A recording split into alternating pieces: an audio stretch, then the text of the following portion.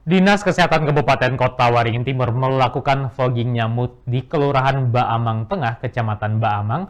Fogging dilakukan untuk mencegah penyebaran nyamuk sebab di wilayah tersebut terdapat 7 kasus demam berdarah dengue.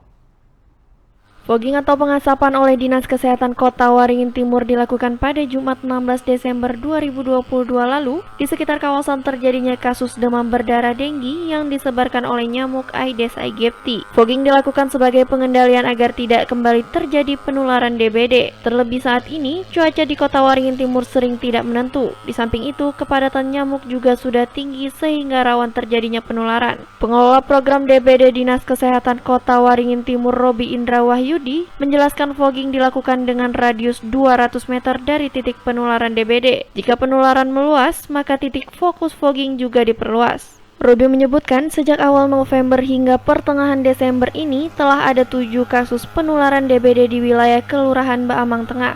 Sementara di Kota Waringin Timur, sejak awal Januari 2022 lalu telah ada 64 kasus penularan DBD.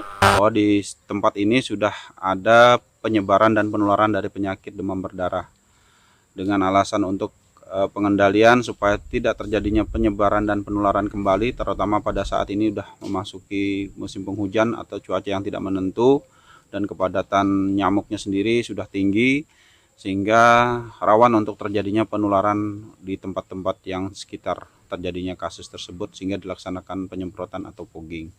Di daerah Baamang Tengah ini kebetulan agak tinggi di sini, sudah yang tercatat di Dinas Kesehatan sementara dari bulan dari November ya sampai pertengahan Desember ini ada 7 penderita yang sudah kami catat. Kalau data menyeluruh sementara jumlah kasus yang sudah kami catat itu sekitar 64 kasus dari semua kecamatan dan desa. Supaya tidak ada yang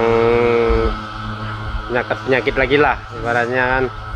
Semoga aja nggak ada gitu kan, itu aja lah. Semoga yang lainnya supaya nggak kena gitu kan, itu aja lah ibaratnya kan. Supaya itu aja dulu supaya tidak akan menular yang lain lagi gitu.